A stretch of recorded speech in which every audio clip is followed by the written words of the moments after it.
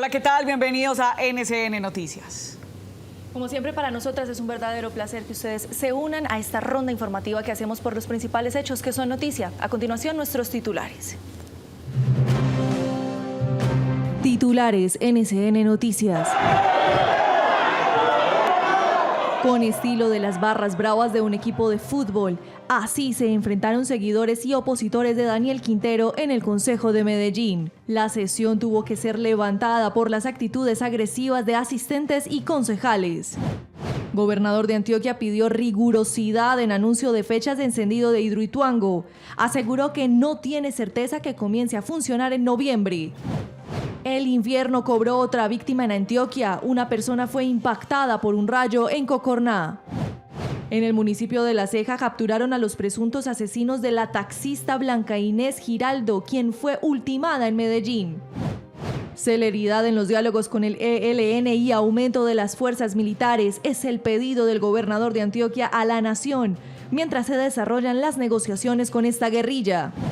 Por segunda vez en la semana, los usuarios del metro de Medellín tuvieron que soportar retrasos en la prestación del servicio.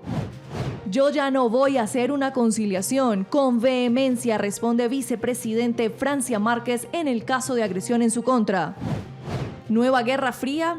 Crece la tensión en la península coreana. Estados Unidos y Corea del Sur respondieron con misiles al lanzamiento del proyectil balístico realizado por Corea del Norte. Y mucha atención, la inflación al mes de septiembre ya supera el aumento del salario mínimo del año anterior. Y en deportes, este miércoles continúan los partidos de la tercera jornada de la fase de grupos de la Champions League. Xavi Hernández se destapó contra los jueces. Sergio Andrés Higuita brillante en la carrera de los Tres Valles en Italia. Alejandro Valverde y Tadej Pogačar completaron el podio. Jorge Luis Pinto, con mano dura y táctica grande, llega para asumir las riendas del Deportivo Cali.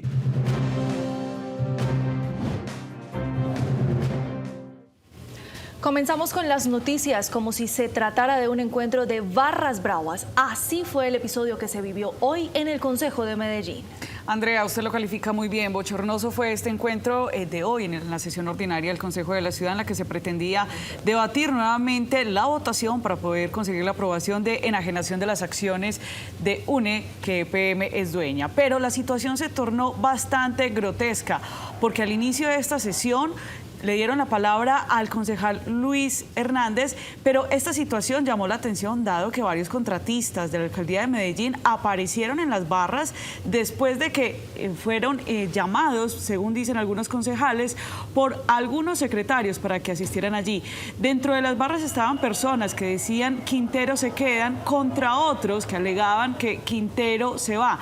Los concejales de este recinto tuvieron incluso que mediar la situación. En este lugar se vio la diferencia entre una orilla política y otra. El presidente del Consejo, Lucas Cañas, llamó en varias oportunidades la atención de los asistentes. La policía tuvo que intervenir y fue levantada la sesión del Consejo. Debatir se volvió una cosa imposible en el Consejo de la Ciudad. Consultamos con el concejal Simón Pérez y también con el presidente del Consejo, Lucas Cañas, sobre esta situación y sobre el mensaje que se está enviando a la ciudad desde esta corporación. Hay que lamentar los hechos que ocurrieron, violencia en las gradas y por supuesto que esto es a lo que nos ha llevado un discurso de polarización en la ciudad de Medellín. Hay que convocar un diálogo por Medellín que una sectores diversos. De respetar todas las voces, de respetar todos los sectores, de reconocer las diferencias, de invitar a la unidad y al respeto por el otro. No invito al unanimismo, invito es a la inteligencia para que resolvamos los problemas, conversando. Pero los enfrentamientos no se dieron solamente en las barras que asistieron a ese Consejo de Medellín. Presidente y vicepresidente también tuvieron participación. María Andrea. Así es, las declaraciones del vicepresidente primero Julio González Villa, quien pertenece al Centro Democrático, avivó bastante el debate en una oportunidad donde con unas frases bastante fuertes se refería al presidente del Consejo, abro comillas, las marañas de Cañas, haciendo referencia a que ayer durante la sesión ordinaria se había intentado meter en el orden del día la votación para que se pudiera aprobar la venta de las acciones de UNE. Frente a esta situación, en una oportunidad se vio al presidente del Consejo acercar acercarse a las barras para calmar los ánimos, situación que fue bastante complicada. También el presidente del Consejo, Lucas Cañas, le dijo al vicepresidente que si no se calmaba tendría que apagarle el micrófono, situación que molestó al vicepresidente y siguió caldeando los ánimos. Pero esto fue lo que dijo el vicepresidente primero, el señor Julio González, y también el presidente Lucas Cañas. Escuchen ustedes. El presidente del Consejo ha manejado muy mal esto. Cuando las barras están con él, entonces él las deja hablar y las deja arengas. Cuando las barras no están con sus intereses, ataca a las barras. Y entonces, si usted ataca una barra, la barra se le va encima. Entonces lo que hubo fue mal manejo de la sesión. La presidencia no está manejando con imparcialidad las sesiones que tienen que ver con la venta de UNE. Aquí lo que faltó fue dirección de la presidencia del Consejo de Medellín. El marrullero, el mentiroso, el que le está jugando sucio a Medellín es el concejal González. ¿Por qué? Porque él muchas veces ha intentado de manera tramposa cambiar el orden del día y hemos permitido cambiar el orden del día para que él pueda hacer su ejercicio cuando quiere intervenir. Y vámonos ahora a otras noticias de ciudad. Por segunda vez esta semana, los usuarios del sistema de transporte metro tuvieron que soportar los retrasos de los vagones. Andrés Calderón nos explica la razón. Esta mañana el metro de Medellín presentó fallas en uno de los trenes y tuvo que ser evacuado en la estación San Antonio, lo que generó retrasos en la prestación del servicio. Con esta contingencia es la segunda vez que el sistema masivo de transporte de la capital antioqueña presenta contratiempos, ya que el lunes pasado evacuaron un tren en la estación Poblado, lo que generó traumatismos en las estaciones por aglomeración de gente, donde debieron ser atendidas algunas personas por mareos y desmayos. Y mucha atención porque en el municipio de La Ceja fueron capturados los presuntos agresores y asesinos que le cobraron la vida a la mujer taxista, cuerpo que se encuentra en la ciudad de Medellín. Ampliación de esta información con Andrés Calderón. Las autoridades ya resolvieron el crimen de la taxista Blanca Inés Giraldo, quien fue asesinada en la vía Las Palmas de Medellín el pasado 28 de septiembre. La policía y la fiscalía pudieron establecer que los presuntos victimarios, luego de cometer el crimen, se hospedaron en un hotel de la ciudad, para luego salir hacia el municipio de La Ceja. Las autoridades lograron darles captura. Se trata de una mujer a la que se le acusa de homicidio agravado e instrumentalización de menores, ya que su cómplice es un joven de 17 años, el cual fue aprehendido también en el operativo de la policía. Y quedémonos en el oriente de Antioquia, exactamente en el municipio de Marinilla, donde fueron capturados 15 presuntos integrantes de una banda delincuencial, todos extranjeros. Una ardua investigación adelantada por el Cuerpo Investigativo de la Policía, la Fiscalía y la Administración Municipal de Marinilla se pudo dar captura a 17 integrantes de una banda conocida como Los Chamos, los cuales se dedicaban al tráfico de estupefacientes y otros delitos asociados a esta actividad como el homicidio. Es allí donde se hacen 9 registros de allanamiento y se logra la captura del conocido como el Flaco, de Rastafari, de Junior, de Marujo y de este grupo delincuencial que venía afectando nuestra comunidad. En la diligencia judicial se capturaron 16 personas y se le notificó en centro carcelario a otro de los extranjeros involucrados en la investigación. Celeridad en los diálogos que se adelantan con el ELN. Asimismo, se pidió un aumento en las fuerzas militares. Es el pedido que realiza el gobernador de Antioquia, María Andrea. Andrea, mire, después de conocerse esta carta que envió el gobierno nacional respaldando los diálogos con el ELN, el gobernador de Antioquia se pronunció teniendo en cuenta que el departamento ha sido víctima de incontables guerras contra el ELN y también la exguerrilla de las FARC. Frente a esta situación, el gobernador de Antioquia se manifestó y dijo que apoyaba los diálogos con el ELN, pero adicional a esto también le hacía un pedido especial al gobierno nacional, y es que no se extendiera por largo tiempo estos diálogos, pero que además no se descuidara el apoyo a las fuerzas militares. Esto dijo Aníbal Gaviria, gobernador del departamento. He insistido también que esos procesos deben ser muy acotados en el tiempo y deben además ir paralelamente con un fortalecimiento de la capacidad de la fuerza pública para atacar las actividades y los grupos delincuenciales que no acepten o se sumen a esas puertas que abra el gobierno nacional. Con esta información vamos a hacer un corte para comerciales, pero ya regresamos con más NCN Noticias.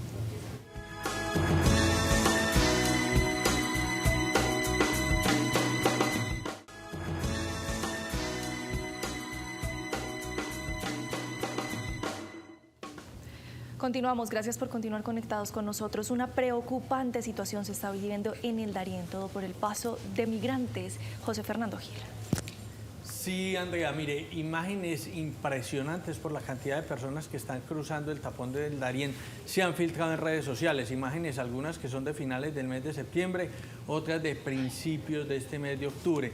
Se ve centenares de personas cruzando a pie el tapón del Darién.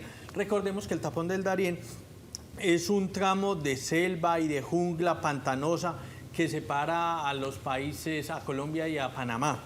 Allí se ven como niños, personas mayores, en su gran mayoría de ellas venezolanos, están en este momento cruzando el tapón del Darién. Allí hay que tener en cuenta que en este tapón se tienen varios riesgos y peligros: la lluvia, los ríos, los animales peligrosos, serpientes, arañas, zorros, perros, jaguares, tigrillos, la violencia sexual que se vive en esta zona, las enfermedades, lesiones y algunas mafias que están traficando pues para pasar estos cientos de personas. Imágenes escandalosas, por decirlo menos, por la cantidad de personas de Venezuela que están tratando de cruzar el tapón del Darién. Y vámonos con noticias de orden administrativo. Una importante solicitud realizó el gobernador de Antioquia con relación a la información que se tiene del encendido de Hidroituango. ¿De qué se trata, María Andrea? Mire, Andrea, Aníbal Gaviria Correa, gobernador de Antioquia y también quien preside la sociedad Hidroituango, manifestó y también hizo un pedido para que desde EPM nos estén diciendo fechas que aún no se tienen certeza que se vayan a cumplir, refiriéndose a que se habían manifestado que el 26 de julio se haría un primer encendido, posteriormente un 30 de septiembre y que ahora no se sabe si se va a encender el 15 de octubre, pero el gobernador de Antioquia fue más allá y manifestó que él mismo no tenía certeza que se fuera a empezar a generar energía el 30 de noviembre. Esto dijo el mandatario. Entonces ya después no fue el 26 de julio, sino que creo que se mencionó que era el 30 de septiembre, posteriormente el 15 de octubre y ahora no. Entonces yo creo que debe haber más rigurosidad en ese tipo de anuncios que generan pues tanta desorientación. No tenemos la información suficiente para conocer si podrá ponerse a funcionar en noviembre o no. No tenemos la información suficiente. Y vámonos ahora con noticias de orden nacional, porque una demoledora frase dijo la vicepresidenta Francia Márquez, quien no está dispuesta a entrar en conciliación frente al caso de agresión en su contra. Y estamos hablando puntualmente de las declaraciones que, como vemos en pantalla, daba el pasado 26 de septiembre durante las manifestaciones que se presentaron en contra del gobierno Luz Fabiola Rubiano. Las fuertes acusaciones que se están presentando dieron pie para que la Fiscalía General de la Nación iniciara una investigación en contra de esta mujer y que vale resaltar, el próximo 25 de noviembre a las 2 de la tarde se le dará imputación de cargos por los delitos de discriminación y hostigamiento agravado. La vicepresidente Claudia Márquez ha afirmado de manera vehemente en medios nacionales en una entrevista que no está dispuesta a hacer una conciliación, pues no sería el ejemplo que se quiere seguir para que se paren los delitos por odio racial. Estas eran las declaraciones. Salto igual a Petro. Me di cuenta que conciliar y colocarle a que se retrate no evita que el resto de la sociedad siga incurriendo en una conducta delictiva, reitero, como es el odio racial. La Fiscalía proceda o el ente, digamos, juzgador, digamos el juez que le toque tomar el veredicto final de esto, pues proceda en impartir las sanciones que la ley establece. Y la cifra del día tiene que ver con un dato entregado por el DANE y es la inflación en los últimos 12 meses. Esta llega al 11.44%. En el solo mes de septiembre fue del 0.93% y en lo que va corrido del año es del 10.08%. ¿Qué es lo que más está jalonando la inflación? Alimentos y bebidas en un 26.62%. restaurantes y hoteles en un 16.27% y bienes y servicios del hogar en un 16.2%. En otra información les contamos que el presidente Gustavo Petro, a propósito de la inflación, ha tenido una serie de trinos que presentó hoy en horas de la mañana frente a este tema. En el primero de ellos dice, y conociendo los datos de inflación, el presidente manifiesta: el precio de los alimentos sigue jalonando la inflación en Colombia, esta vez menos por la inflación internacional y más por las inundaciones. Servicio de energía disminuyó su impacto. Y se pregunta el presidente al final: ¿sirve o no subir las tasas de interés para contener la inflación? Y responde: no. Y en un segundo trino, ante esta afirmación que una tuitera le respondió, una señora Cristina le respondió, el presidente le manifestó, porque la tuitera le dice que es un mensaje peligroso y que la independencia del Banco de la República es uno de los pilares del Estado de Derecho. El presidente le responde a la tuitera: estimada Cristina, la independencia del Banco de la República frente a mí no significa que la sociedad ni que como presidente podamos cuestionar, analizar y debatir sus decisiones y consecuencias de ellas. José Gil, pero esta no es la única declaración que ha tenido el presidente que sortear, porque también se conoció que está enfrentando una dura oposición precisamente por la reforma tributaria. Sí, mire, ayer fue presentado y conciliado, entre comillas, el texto de reforma tributaria que debe ser analizado el jueves y que, recordemos, tiene mensaje de urgencia para que en la mayor celeridad posible pueda ser aprobado por el Congreso de la República. Pues uno de los congresistas de la oposición, uno de varios de los congresistas de la oposición, el señor Miguel Uribe, ha cuestionado bastante el texto final que se presentaría para ser aprobado con celeridad en el Congreso de la República. Atropellar este debate. Solo hasta hoy se conoce parcialmente el documento final de la reforma de la ponencia mayoritaria, hecho y compilado por el Gobierno Nacional, que será firmado por algunos de los ponentes cercanos al gobierno y que solo hasta mañana conoceremos oficialmente. Y aún así pretenden, pasado mañana el jueves, votarlo por completo, sin escuchar a la comunidad, sin conocer el impacto, sin dar el debate público y sin siquiera discutir las proposiciones que nosotros hemos planteado para seguir moderando.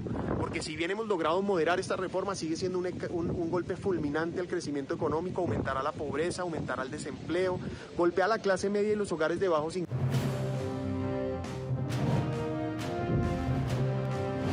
Crece la tensión en la península de Corea. En la madrugada de este miércoles 5 de octubre, los gobiernos de Estados Unidos y Corea del Sur lanzaron proyectiles balísticos. Un ensayo de 5 fueron enviados sobre el mar de Japón como respuesta al que habría sido enviado el pasado martes 4 de octubre por parte de Corea del Norte. Y decimos 5 porque 4 de ellos fueron exitosos. Uno de ellos generó pánico en los habitantes de Corea del Sur, puntualmente en Seúl, en donde uno de los lanzamientos fue fallido y cayó a unos 170 kilómetros del este de esta ciudad. La estrategia militar tiene como objetivo 2 puntos. El primero de ellos, lanzar estos misiles, y el segundo, devolver este barco que estamos viendo, el portaaviones Reagan, para crear y defender. Es lo que se conoce en este momento. La estrategia militar es una respuesta que se tiene frente a lo sucedido en Corea del Norte. Andrea, pero usted tiene otra noticia que es bastante triste a nivel internacional y es una avalancha en el Himalaya.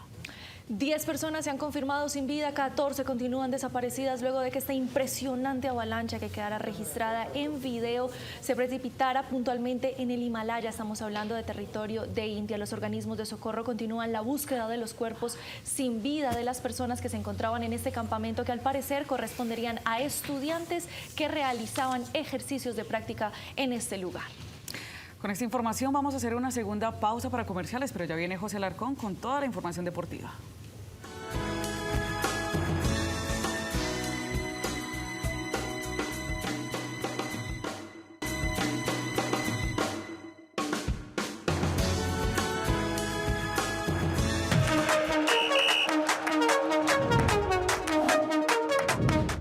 Hola. Hola, ¿qué tal? Muy buenas tardes y bienvenidos a NCN Deportes. Empezamos hablando de la Champions y repasamos los resultados del día de ayer. En tabla de posiciones y de choques, el Bayern de Múnich 5-0 al Victoria Pilsen, el Olympique de Marsella le ganó 4-1 al Sporting de Lisboa, el Ajax cayó 6-1 ante el Napoli, Club Brugge la sorpresa 2-0 al Atlético de Madrid, el Frankfurt y el Tottenham no se hicieron daño, el Inter con la sorpresa 1-0 al Barcelona, bueno, este Barcelona ya no es tan sorpresa, Liverpool 2-0 ante el Rangers y el Porto de Mateus Uribe 2-0 ante el Bayer Leverkusen. Pero el partido de Inter frente al Barcelona dejó roña y roña para Xavi Hernández. ¿Qué fue lo que dijo? Que le robaron prácticamente el partido. Escuchémoslo.